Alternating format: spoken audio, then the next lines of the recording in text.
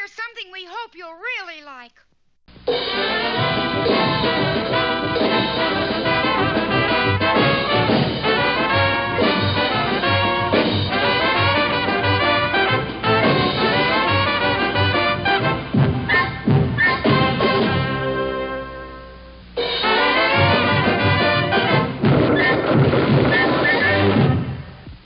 Okay, what's up, everyone? It's Dr. Giancarlo and Dr. Plant. And we are Beyond the Knife. How was that? That was great. It was great. So, that definitely got to be our new permanent intro. So tonight or today, depending on where you're listening, we are going to be talking about everything that's wrong with smoking and the 5 horrific, horrible, odious things that go along with smoking. And to kick this off, Matt is going to hit us with number 1. So number 1, I think, is the most obvious thing. It will kill you eventually. How is it going to kill you? I think we know from, at least in Canada, on the cigarette packages, anyone who smokes is sort of faced with every single way they can possibly die on a daily basis when they pull that pack out. But, I would say the highlights are emphysema, COPD, lung cancer, of course. Those are probably the big ones. And then accidentally setting your house on fire. That's another way that smoking can kill you. So that is reason enough why you should quit smoking today. But I'll give you number 2 is that it will make your plastic surgery results either worse than they could have been, or you will have complications that you did not need to have. And so what am I talking about? Well, for example, a BBL, the fat is not going to survive very well if you're smoking. It prevents oxygenation of those precious fat cells. And in say a tummy tuck or a facelift, you could actually get skin necrosis and have issues with healing. So why would you smoke after these 2 reasons? I don't know, but we got some more for you. There's so much more 3? On point for this podcast, though. Yeah, but you had a rough day. See, a lot of people don't realize is that, Dr. Plant, we're not just podcast dudes. We are fully trained, busy plastic surgeons. And, he had a monster day. I had a monster day. And now we're here tackling a monster issue, smoking. That's right. So number 3, again, completely unrelated to surgery, is that it will ruin your enjoyment of food. And it's a big one. Those of you who follow Dr. Giancarlo and I know that both of us are very into food. How can you not? He's got a thing for tacos. I got a thing for burgers, but I definitely will never turn down a taco if it's put in front of me. Yeah. So or pizza or anything else. Yeah, your food is going to taste like ash. Your taste buds are going to be desensitized. The question you have to ask yourself is why? Like, why are you still smoking? I don't know. I ask smokers that, and you get funny answers about why they do it. A lot of you, I think, will not be able to answer that right away. You'll have to think about it, because if you really think about it, then you don't have a good reason to be smoking. Have you ever heard a good reason why someone's smoking? I have not. I've heard reasons why people started smoking, but yes, there's never a good reason that they continued smoking. Although I did once hear a good reason that someone would start smoking under certain conditions, which was kind of interesting. Someone who don't give that reason, because my patients are going to use it. Okay, go ahead. They'll be like, well, Dr. Plant gave me a great reason to start smoking, totally defeating the purpose of the show. Yeah, believe me, this reason's not worth it. Good. So someone who was a very long time smoker, this was probably about 15 years ago when the situation was a little bit different with this disease, but, had quit for 20 years, but was like very clear, like, he is a smoker for life. He just happens to not be smoking now and for the past 15 years and potentially indefinitely. But he was very clear that if he was ever diagnosed with AIDS or another terminal illness, he would go straight to the store and pick up a pack of smokes. Now, this is, of course, when AIDS was a terminal illness. Now it's much more of a chronic disease if you medicate it properly. So I definitely would not recommend going and starting smoking if you get diagnosed with HIV or AIDS or anything. But, his logic is that if he's going to die in the next couple of years anyways, might as well do it. And I don't know, hard to argue with that one. Well, I get why some people smoke. Like it's a stimulant. Of course, we've all tried cigarettes. They work. They give you a good feeling. A lot of people use it for stress, for anxiety. So what I tell with my patients is number one, yes, you already know smoking's going to kill you. Number two, you know there's going to be problems with plastic surgery.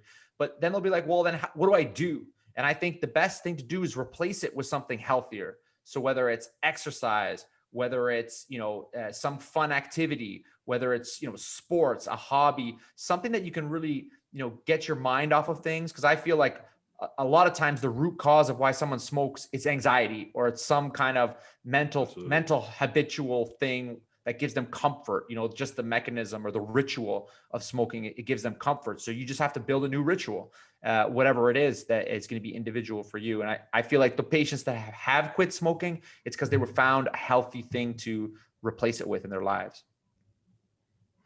Yeah, that's a good point. I don't actually think that you can get rid of habits. I think you can really only replace them with hopefully better ones. Healthier. And so I think we're doing good with the list, and I'll give another one. I think number 4 is that everything stinks like smoke. Oh, that was going to be mine. And I stole that. Well, you stole the food one, so that was a good one.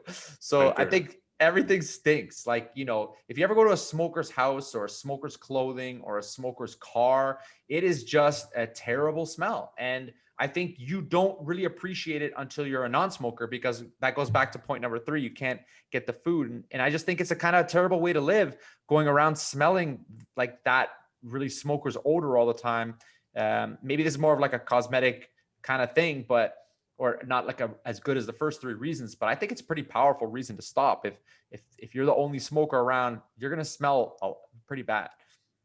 Definitely. And it's not just the cigarettes. It's more like you and your clothing and your stuff afterwards. Like, I don't love the smell of an actual burning cigarette, but the smell of a smoker 5 minutes after that cigarette it's bad. Like, so much more problematic. And then you can't even sell your house. Like the resale value on a smoker. Like when I was looking for condos here, there was a few older condos that had not been like in Florida, you can get cheaper condos with great views that haven't been renovated yet, like since the 80s or 70s. And some of those places, you could tell there was a smoker. It was like, get me out of here. So we're kind of veering off from medical, but maybe resale value of your house is a reason to stop smoking. On top of all the money you save by not buying the cigarettes. That That's might be your 5. retirement plan. Please take that as number 5, because then we'll have an actual number 5 list that we can put in the title. Money. That's right. Enough money over time to pay for a fantastic cosmetic procedure with Dr. Giancarlo. Or Dr. Plant, because, I think cigarettes are probably more expensive in Canada because the Canadian government taxes them to discourage their use. I'm not sure how it works here in the US. It's probably not like that. I have no idea. I know that like when I go to the gas station and I see the signs now, it's like $17 a pack, which seems crazy. It's really crazy. But the good news is that I think the word is out in plastic surgery. When I first was mentioning this to my older colleague, when I first graduated, he was like, I operate on smokers. But I think now that's becoming less and less common. Do you find that as well? Yeah. I don't know. I mean, I think a lot less people smoke now than used to. That's true. Yeah, I mean, I think people have less tolerance for it. I have less tolerance because I think, every plastic surgeon, if you've been doing it long enough, you're going to have a horror story. And I got mine to share. I'm very strict with smoking. I say 4 to 6 weeks. I used to be flexible. Now it's like 6 weeks, no smoking. I used to say 4 weeks. And I test for nicotine. And I had a patient who tested positive. Luckily, they were local. So I said, let's just wait a couple of weeks, come back, or it was like 10 days or something, and we'll test again. And if you're negative, we'll do it. Because I assumed if you test negative for nicotine, that action on the blood vessels and the healing that we talked about earlier would have resolved. Silly me. When I did the surgery, this patient opened up at almost every incision. And that was weird because she was otherwise healthy, otherwise young. It was just a very heavy smoker.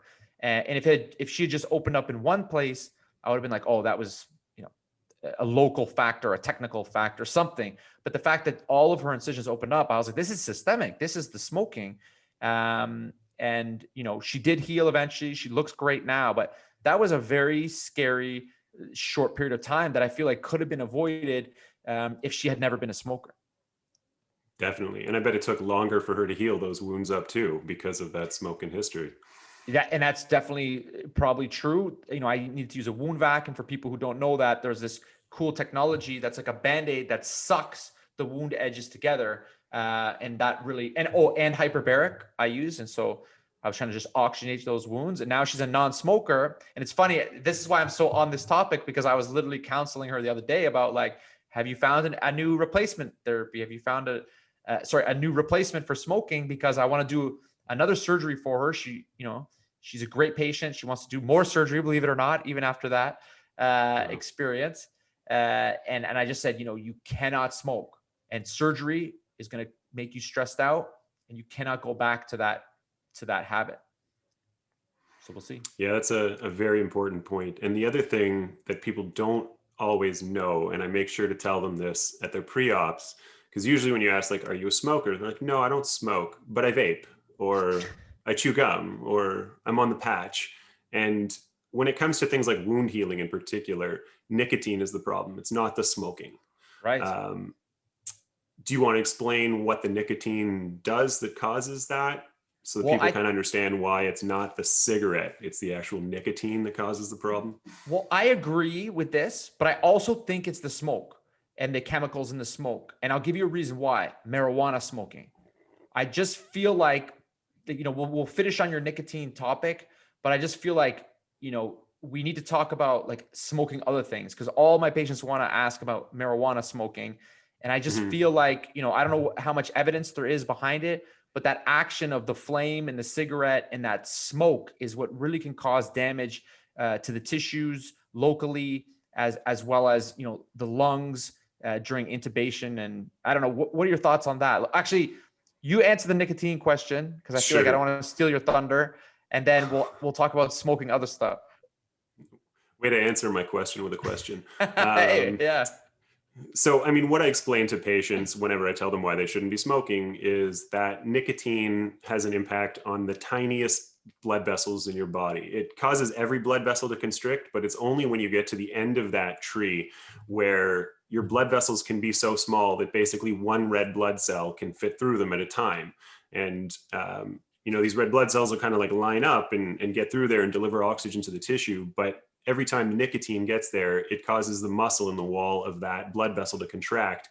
And those ones that are so small, when they contract, they completely close off. So for the entire time that you're having that cigarette, which is, you know, 5-ish minutes, and then, you know, for a good 10-15 minutes afterwards, there's basically no blood supply going to your surgical sites. So how are we going to expect those things to heal if they have no blood going to them? And the important factor that I learned, you know, I guess I kind of already knew, but I learned the hard way, is that even when the person has stopped smoking, if they've been a long time smoker, that effect on blood vessels, I think, is like a long-term effect where you know, because you're chronically blocking small blood vessels, they probably die off. So you have less vessels to heal with. You know, if you're a chronic smoker, you're just going to heal badly, even if you've stopped for 4 to 6 weeks. Yeah. You Plus, know? you've trashed your lungs, and they're not going to oxygenate your blood as well as they would otherwise. So less oxygen starting on the red blood cells, then they can't get to the tissues. It's just a recipe for disaster. And then if you're using like a patch, you have this constant stream of nicotine. So you don't even get those periods between cigarettes where the vessels open up. It's just constantly clamped down. And I think, you know, just to go back to my rant about marijuana smoking, to me, it's because probably if it was pure marijuana, or if it was, you know, there weren't any, some maybe potential nicotine byproducts, you know, people roll it with tobacco or in the papers that they use, it's probably, that's the problem. But I've had so many patients that have tested positive for nicotine that swear up and down they only smoke marijuana. And I think that's, to clarify the point, is that that's why I don't let them smoke anything. And I'm just like, if you're going to do marijuana, it's got to be like an edible, which I'm okay with around surgery. What are your thoughts on marijuana? Yeah, I give similar advice. You know, I'm not aware of any like evidence about the cannabis itself causing problems with wound healing or anything like that. But absolutely, if it's mixed with tobacco, then you might as well be smoking a cigarette. Cannabis, though, does mess with the lungs a bit. So anesthesia is going to be a little bit more difficult. You're going to wake up coughing, and there's going to be a lot more phlegm. So there are risks with the waking up part of anesthesia. But also, what mostly convinces my patients to not smoke cannabis after surgery is that coughing happens a lot when people smoke Coughing. joints, I think, more than cigarettes. And if you've just had a tummy tuck, coughing is like death. Like, it feels horrible. And the last thing you want to do is, go smoke a joint and have yourself hacking up a lung while we've just repaired your muscles. The level of pain that you would experience doing that, A lot. I don't even think I can put into words. So I also tell people, like, if you're going to do it, edibles are fine, but like, don't smoke anything for a good 6 weeks after surgery. No, I agree. I think it's good advice. So I think we've covered smoking. We've changed a mind or two that is interested in surgery to just put down the cigarette. You'll live longer. You'll smell better. You'll have more money in your pocket. I mean, Right. What do you got to lose? What else do you need to hear? What else do you need to hear? Oh yeah, and tacos and hamburgers will taste better. That's That's it. This was definitely Quit beyond for the tacos. knife. This was definitely way beyond the knife. Way beyond the knife. We also, I think, totally neglected that it messes with your skin, gives you wrinkles, lots of things that affect people's appearance that would be within our area. That.